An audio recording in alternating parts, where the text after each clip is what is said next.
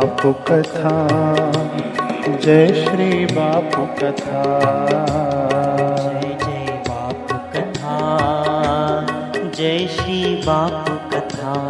हो जय जय जोगी कथा, जय श्री जोगी कथा। जय जय जोगी कथा, जय श्री जोगी कथा।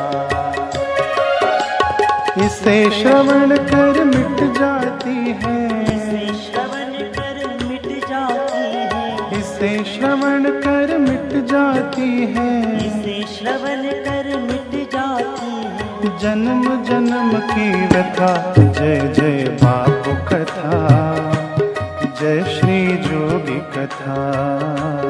जय जय बापू कथा, जय श्री जोगी कथा। हो जय जय बापू कथा, जय श्री जोगी कथा।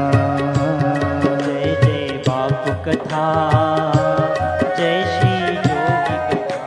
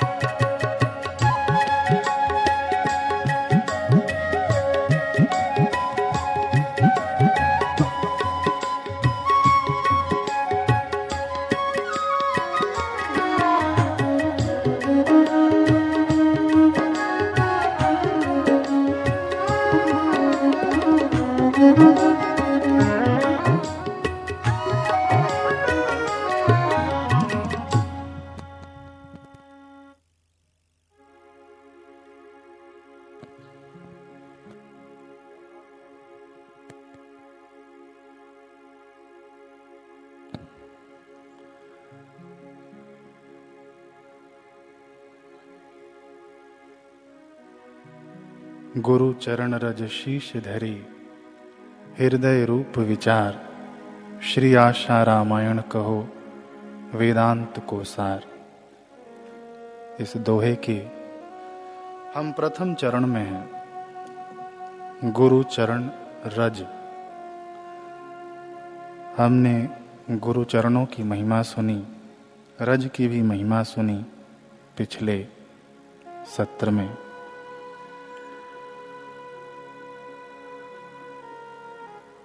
चंद्रमा के 9 गुण अवगुण, नव अवगुण भगवान राम जी बता रहे हैं, लेकिन चंद्रमा फिर भी पूजनीय है। क्यों? क्योंकि उसने सद्गुरु की शरण ग्रहण की, इसलिए शिव जी के शीश पर शोभित होता है। वही शिव जी कह रहे हैं स्कंद पुराण में, जगत जननी माता जगदम्बा को उपदेश करते हुए कि यत पाद रेणुका कणिका कापि संसार वारिधे, कि गुरुदेव की चरण धूलि का एक छोटा सा कण सेतु बंधायते, सेतु बंध की भांति। सेतु बंध पुल, ब्रिज कह लें, पुल कह लें, सेतु बंध की भांति है। गुरुदेव की चरण धूलि का एक छोटा सा कण भगवान शिव जी बता रहे हैं।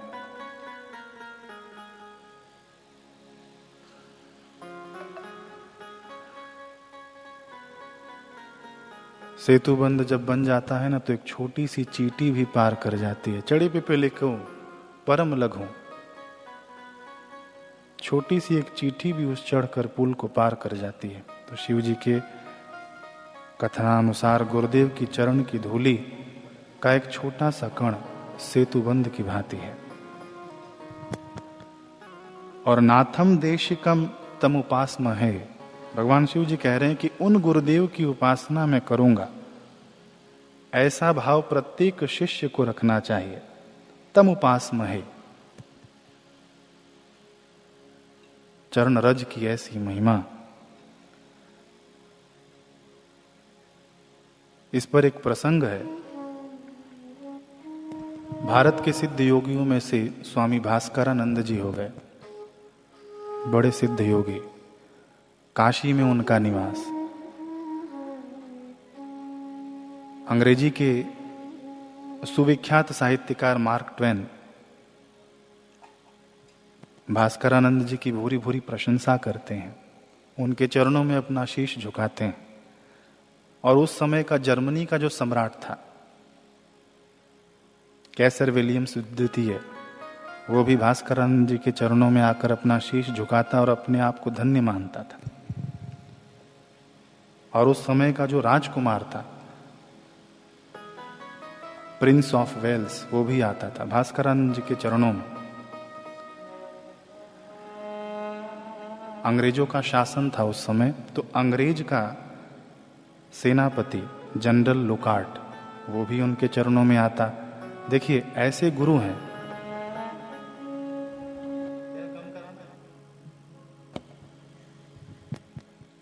ऐसे गुरु हैं, लेकिन उनके यहां पे एक शिष्य ऐसा भी था,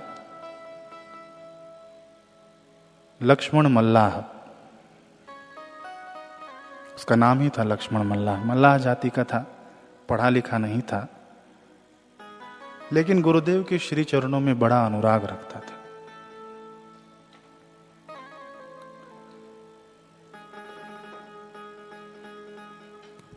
गुरुजी तो योग ऐश्वर्य की दीक्षा देते थे, योग सिखाते थे, ब्रह्म ज्ञान आदि सिखाते थे, आसन प्राणायाम धारणा ध्यान समाधि की शिक्षा दीक्षा देते थे।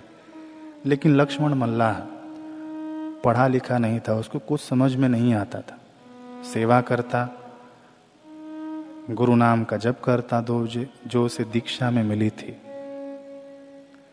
श्रद्धा से विभोर होकर उसने अपने गुरुदेव की चरण धूलि इकट्ठा कर ली और डिबिया में रख ली। ये घटित घटना है, ऐतिहासिक घटना है, काल्पनिक घटना नहीं है। डिबिया में रख ली अपने गुरुदेव की चरण धूलि और स्वामी जी का यानी अपने गुरुदेव का खड़ाऊं पूजा के स्थान पर रख दिया। अब उसकी साधना क्या रही? ये गुरुदेव ने जो मंत्र दिया है उसका जप करना, चरण धूलि को तिलक की भांति अपने ललाट पर लगाना और खड़ाओं की ओर निहारते निहारते ध्यान विभोर हो जाना। ये उसकी साधना, रोज का नियम।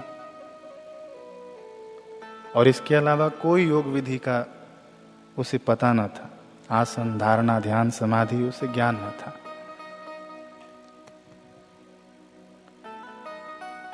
एक दिन वह रोज की भांति गुरुदेव की चरण रज माथे पर धारण किया और नाम जप करना शुरू किया, चरणों का ध्यान शुरू किया, तो उसके भौवों के बीच में सफेद प्रकाश नजर आया। और वह प्रकाश इतना बड़ा हुआ कि उस प्रकाश में विस्फोट हुआ और उसके अंदर उसके गुरुदेव बैठे हुए दिखाई दिए कमल पंखुड़ियों पर। वह मल्लाह जाति का शिष्य जो अनपढ़ है दौड़ा अपने गुरुजी के पास। गुरुजी, मुझे ऐसा ऐसा हो रहा है, क्या करूं?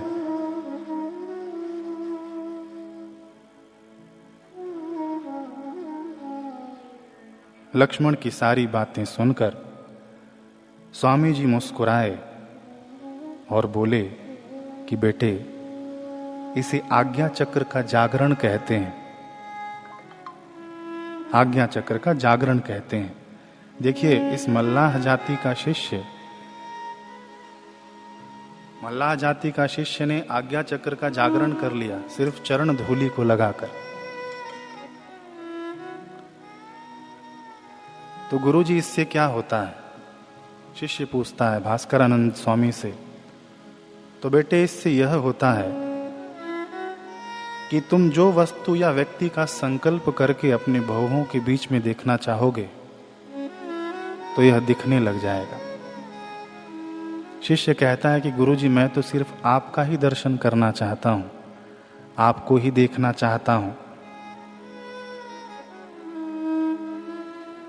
मुझे तो इतना मालूम है कि मैं आपके चरणों की धूलि को अपनी भौहों के बीच में लगाया करता था, बाकी मैंने कोई साधना नहीं की है।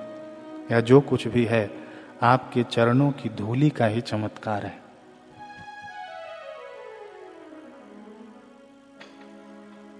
अब यह नई बात जानकर मुझे पूरा विश्वास हो गया है कि गुरु चरणों की धूलि से शिष्य आसानी से भव पार कर सकता है।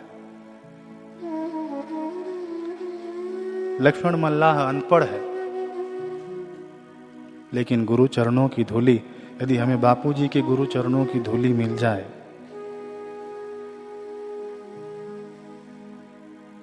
चरण धूलि,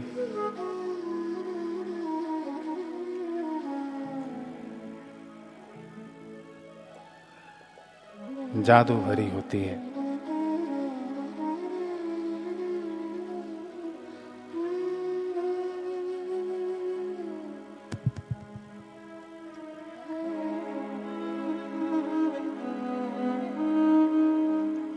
क्या जादू भरा इनके चरणों की रज में, क्या जादू भरा इनके चरणों की रज में। जाकर के गौतम की नारी से पूछो, ऋषि गौतम माता अहिल्या के पति, हम सब जानते हैं उनकी कहानी इतिहास। क्या जादू भरा इनके चरणों की रज में, क्या जादू भरा इनके चरणों की रज में, क्या जादू भरा इनके चरणों की रज में, क्या जादू भरा इनके चरणों की रज में। जाकर के गौतम की नारी से पूछो, जाकर के गौतम की नारी से पूछो।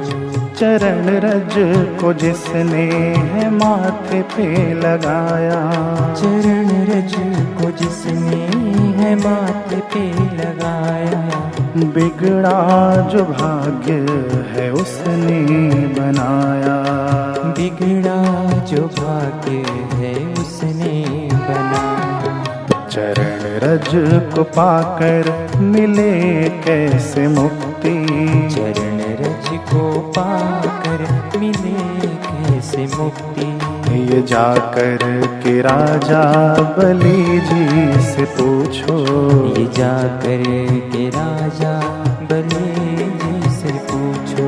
क्या जादू भरा इनके चरणों की रज में, क्या जादू भरा इनके चरणों की रज में। जाकर के गौतम की नारी से पूछो, जाकर के गौतम की नारी से पूछो।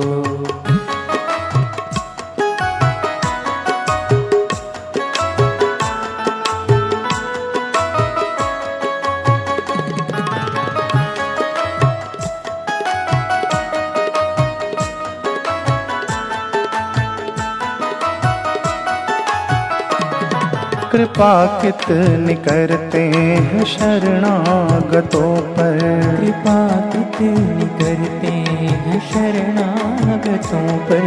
बता सकते हैं यदि मिलेंगे सुदामा, बता सकते हैं यदि मिलेंगे सुदामा। पतितों को पावन ये कैसे बनाते, पतितों को पावन ये कैसे बनाते। पावन खड़े बड़दादा से पूछो, पावन खड़े बड़दादा से पूछो। पतितों को पावन ये कैसे बनाते, पतितों को पावन ये कैसे बनाते। पावन खड़े बड़दादा से पूछो, पावन खड़े बड़दादा से पूछो। क्या जादू भरा इनके चरणों की रज में, क्या जादू भरा इनके चरणों की रज में। जाकर के गौतम की नारी से पूछो, जाकर के गौतम की नारी से पूछो।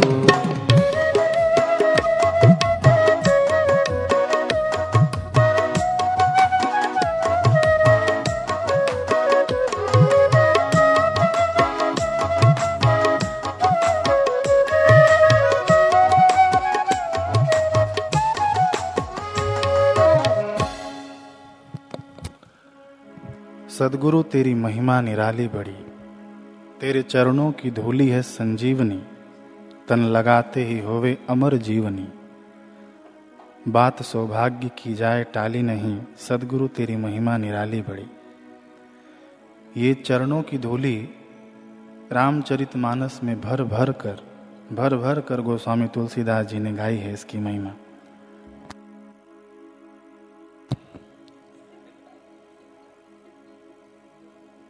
गोस्वामी तुलसीदास जी कहते हैं गुरुदेव के श्री चरणों को कमल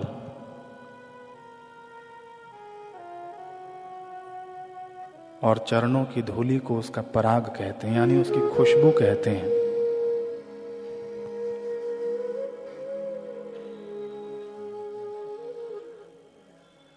बंदौ गुरु पद पद्म परागा,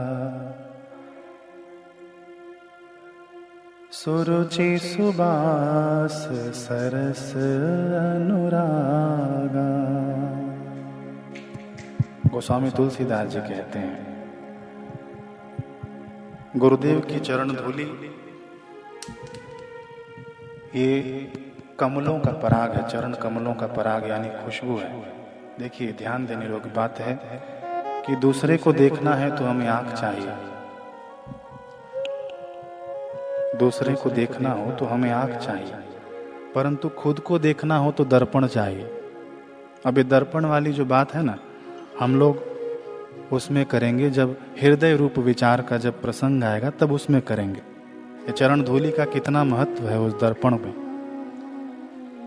तो गोस्वामी तुलसीदास जी कह रहे हैं गुरु पद रज मृदु मंजुल अंजन, नयन अमीय दृग दोष विभंजन। अंजन जो आंख में आंजा जाए उसे अंजन कहते हैं, और नेत्रों के दोष को दूर करने वाला है अंजन। तो कौन सी आंख, कौन सी आंख? पूज्य गुरुदेव हमें सत्संग में सुनाते हैं कि सत्संगश्च विवेकश्च निर्मलम नयनद्वयम। और गोस्वामी तुलसीदास जी कहते हैं कि ज्ञान विराग नयन उरगारी। देखिए सत्संग से ज्ञान की प्राप्ति होती है और सत्संगश्च विवेकश्च, विवेक से वैराग्य की प्राप्ति होती है। ये ज्ञान वैराग्य भीतर की आंखें हैं और ये आंखें हो गई हैं खराब। ये आंखें भी खराब होती हैं महाराज, हाँ, ज्ञान और वैराग्य की आंखें भी खराब होती हैं। नीर है सूझे नहीं लानत ऐसी जिंद, तुलसी ऐसे जीव को भयो मोतियाबिंद। ये ज्ञान और वैराग्य की आंखों में मोतियाबिंद का रोग लग जाता है।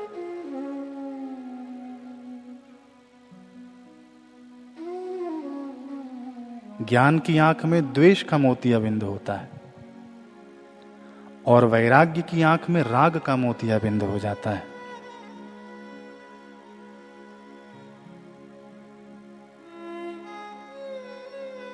ज्ञान कहता है कि दूसरा कोई है ही नहीं। हम लोग अद्वैत का ज्ञान सुनते हैं और फंसे रहते हैं द्वैत में।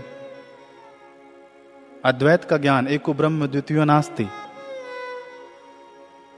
और कभी प्रसंग आए ना तो झगड़ा करने लग जाते हैं, हमको द्वैत दिखने लग जाता है, अपना दुश्मन दिखने लग जाता है, अथवा तो हमें अपना मित्र दिखने लग जाता है।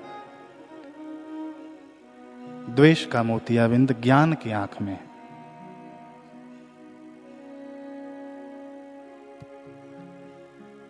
हम लोग गुरु जी का ज्ञान तो सुन लेते हैं, जो लोग नहीं सुनते उनसे बहुत बढ़िया, ये सर्वोपरि ज्ञान है गुरु जी के जो मुख से हम लोग सुनते हैं, लेकिन हम लोग उसका चिंतन मनन निदध्यासन नहीं करते हैं तो उस ज्ञान की आंख में मोतियाबिंद हो जाता है। देखिए आंख तो है, ऐसा नहीं कि रोग हो गया तो आंख नहीं है, आंख है, लेकिन उस आंख में मोतियाबिंद का रोग हो गया है।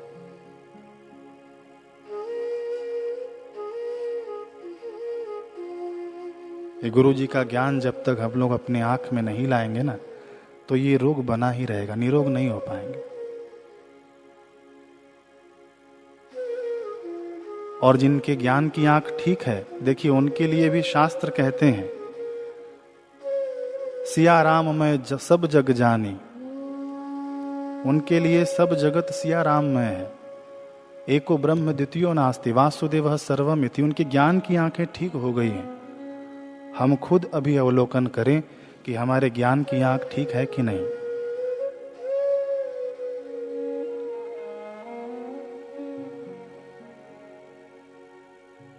ज्ञान की आंख ठीक होगी तो किसी से विरोध नहीं रह जाएगा, कोई दूसरा बचेगा नहीं। तुझ में राम, मुझ में राम, सब में राम समाया है, ये गुरु जी का गीत है। भगवान श्री कृष्ण का गीत है वासुदेव सर्वमिति।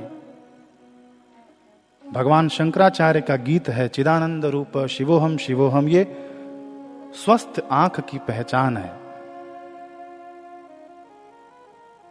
तो बात चल रही थी, आंखों में मोतियाबिंद का रोग हो गया है, ज्ञान की आंख में द्वेष का रोग और वैराग्य की आंख में राग का दोष हो गया है।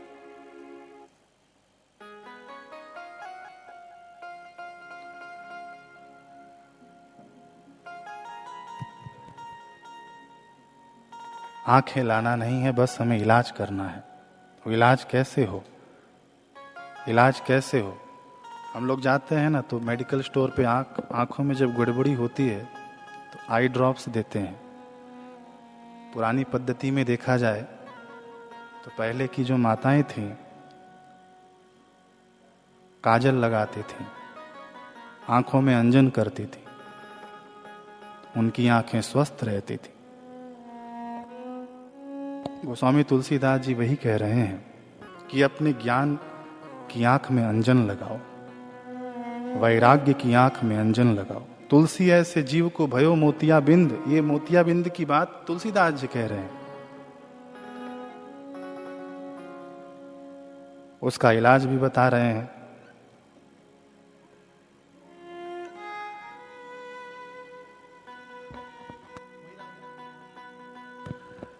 गुरुपद रज मृदु मंजुल अंजन। गुरुपद रज मृदु मंजुल अंजन। नयन अमिय दृग दोष विभंजन। नयन अमिय दृग दोष विभंजन। देखिए गोस्वामी तुलसीदास जी कह रहे हैं गुरुपद रज मृदु मंजुल अंजन। मृदु बहुत कोमल अंजन है, आंख में लगने वाला नहीं है। बच्चे भागते हैं ना जब आंख में काजल लगाओ तो आंख में चुभता है, नहीं। गोस्वामी तुलसीदास जी कह रहे हैं कि गुरुपद रज मृदु, मृदु कह दिया, मंजुल अंजन, गुरुपद रज। फिर क्या होता है इससे? नयन अमिय दृग दोष विभंजन। नयन अमिय दृग दोष विभंजन। गुरुपद रज मृदु मंजुल अंजन। गुरुपद रज मृदु मंजुल अंजन। नयन अमिय दृग दोष विभंजन। नयन अमिय दृग दोष विभंजन। गुरुपद रज मृदु मंजुल अंजन। सुंदर अंजन है गुरुपद रज मृदु मंजुल अंजन। ये हमारी आंख ठीक करता है। ये चरण रज की व्याख्या देखिए, चरण रज की व्याख्या। रज, रज की महिमा हमारी आंखें ठीक करता है। रावण के पास 20 आंखें थी। अंगद जी जब गए, रावण ने अंगद जी को पकड़ लिया और अंगद जी कहते हैं कि रावण, मैं तुमसे एक बात कहना चाहता हूं। कहो अंगद, क्या कहना चाहते हो? अंगद जी ने कहा, हनुमान जी ने कहा था, मैं उसमें कुछ संशोधन करना चाहता हूं, फेर फार करना चाहता हूं। कौन? वो बानर? बोले हाँ वो बानर जिसने आपकी लंका जला दी।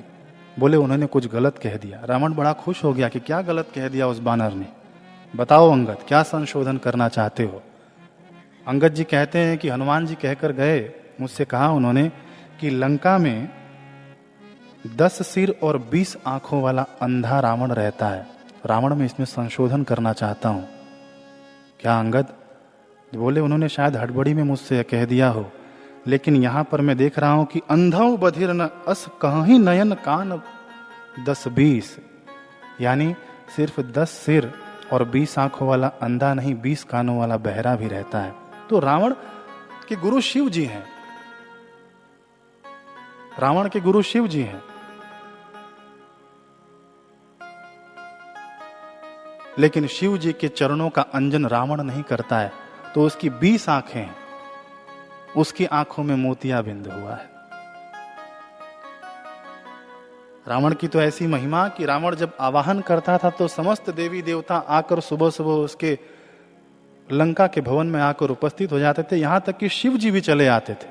किसी ने शिव जी से पूछा कि महाराज आप तो महादेव हैं, आप इनके गुरु हैं, आप कैसे चले आते हैं?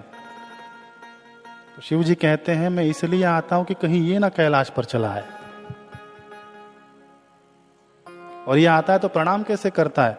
सिर नीचे नहीं झुकाता है, कैलाश को सिर पर उठाकर रख लेता है। ऐसा तो चेला है। तो तुलसी ऐसे जीव को भयो मोतिया बिंद। धृतराष्ट्र अंधे हैं, लेकिन भगवान ने गीता सुनने का सबसे पहला अधिकारी धृतराष्ट्र को माना और संजय को आंख दी। धृतराष्ट्र बाहर से भी अंधे हैं और भीतर से भी अंधे हैं। लेकिन देखिए, हम सब लोगों ने महाभारत सीरियल में देखी है, पढ़ी है, सुनी है। सबसे पहला अधिकारी धृतराष्ट्र को माना भगवान ने। संजय को पहले ही आंख दे दी, युद्ध से पहले माध्यम बनाया संजय को। पहले उसका कल्याण नहीं हो सकता था, लेकिन ज्ञान जो भगवान ने सुनाया, धृतराष्ट्र ने सुना, बाद में धृतराष्ट्र का भी कल्याण हो गया। ज्ञान की आंखें ठीक हो गई, ऑपरेशन हो गया। तो गुरुदेव के चरणों के आश्रित, और हमारा बड़ा सौभाग्य है कि हमें ऐसे गुरुदेव प्राप्त हुए हैं कि जिनके जन्म से ही ये ज्ञान और वैराग्य की आंखें अति सुंदर, अति पावन। कैसे? श्री आशा रामायण जी में हम लोग सुनते हैं, गाते हैं, ज्ञानी वैरागी पूर्व का तेरे घर में आ। ज्ञानी वैरागी, ज्ञान और वैराग्य की आंखों की बात हो रही है। यहां पर 2 आंखें हैं ना, ज्ञान और वैराग्य। तो गुरु जी के जीवन में जन्म से ही ज्ञानी वैरागी पूर्व का तेरे घर में आ, जन्म लिया है योगी ने पुत्र तेरा कहला, पावन तेरा कुल हुआ, जननी कोख कृतार्थ, नाम अमर तेरा हुआ, पूर्ण चार पुरुषा। पावन तेरा कुल हुआ। माता का कुल, पिता का कुल गुरुदेव ही हैं। हम लोग रोज शिव गीता में सुनते हैं, हमारा कुल पवित्र हुआ गुरुदेव के आने से। निर्मलम नयनद्वयम, गुरुदेव की नयन निर्मल है। ज्ञान और वैराग्य के नेत्रों सहित गुरुदेव का प्रागट्य इस धरती पर हुआ। और ऐसे गुरु के पास भगवान युद्ध के मैदान में खड़े होकर अर्जुन को कहते हैं कि जिनके दोनों नेत्र सुधरे हुए हैं, जिनके दोनों नेत्र निर्मल हो चुके हैं, हे अर्जुन तू उनकी शरण में जा, तद विद्धि प्रणिपाते न। और गुरु गीता में ज्ञान वैराग्य सिद्ध्यर्थम, फिर से दोनों आंखों की बातें आ गई शिव जी के हिसाब से। ज्ञान वैराग्य सिद्ध्यर्थम कैसे? गुरु पादोदकम पिबेद, गुरुदेव के चरणामृत का पान करने से। और उन चरणामृत में क्या होता है? गुरुदेव की चरण रज। फिर से हम लोग रज पर आ गए। गुरु चरण रज।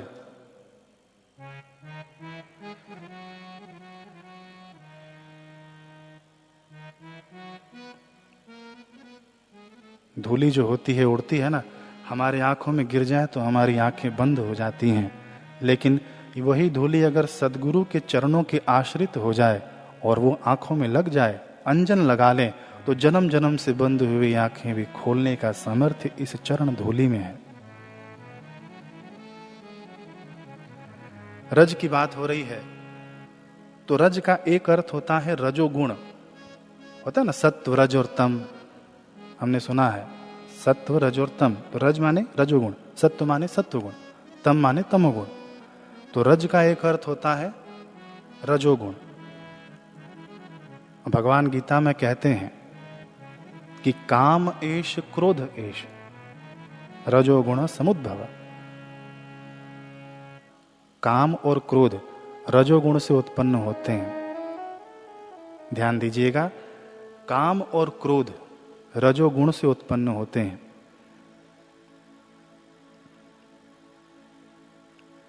माता अहिल्या की कथा हम लोग जानते हैं कि इंद्र में रजोगुण सवार हो गया, कामना के वशीभूत होकर अहिल्या जी के पास आया। अहिल्या जी को गौतम ऋषि ने श्राप दिया तो शिला बन जा, यानी अहिल्या जी का पतन रज के कारण हुआ। ध्यान से सुनिएगा थोड़ा सा इसे। अहिल्या जी का पतन रज के कारण हुआ। कौन सी रज? जो गुरु जी के चरणों की रज है उससे नहीं।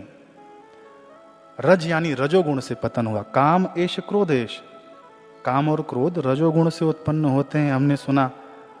यानी इंद्र कामना से भरकर, काम से भरकर अहिल्या जी के पास आया, यानी रज से अहिल्या जी का पतन हुआ। और वही अहिल्या जी कौन सी रज को चाहती हैं? भगवान के चरणों की रज को चाहती हैं। रज जो चरणों से जुड़ जाए, यानी कामना। काम यानी कामना। कामना यदि संसार में है तो पत्थर बना देगी, शिला बना देगी। और वही कामना यदि श्री चरणों से जुड़ जाए, भगवान से जुड़ जाए, तो वही कामना उद्धार कर देती है, जड़ पड़े हुए जीव को भी चैतन्य बना देती है। और अहिल्या जी की कैसी महिमा! दो पुराणों में उनका वर्णन आता है। ब्रह्म वैवर्त पुराण में अहिल्या, द्रौपदी, तारा, कुंती, मंदोदरी तथा पंच कन्या स्मरेत नित्यम महापातक नाशकम। ये 5 कन्याओं का स्मरण करने से महापातक भी नाश हो जाता है। रोज इनका स्मरण करें। अहिल्या जी का नाम आता है, अहिल्या, द्रौपदी, तारा, मंदोदरी तथा। और पद्म पुराण में भी इनका वर्णन आता है, अहिल्या, द्रौपदी, सीता, तारा, मंदोदरी तथा। पंचकम वै स्मरे नित्यम महापातक नाशनम। अहिल्या जी की कामना भगवान से जुड़ गई और भगवान के रज को अहिल्या जी चाहती हैं ताकि उनका उद्धार हो जाए। रज गुरुदेव के चरणों से जुड़ता है तो मोक्ष उद्धार का हेतु बन जाता है। और वही कामना भगवान से जुड़ती है तो उद्धार, और वही कामना संसार से जुड़ती है तो वही कामना पतन कर देती है।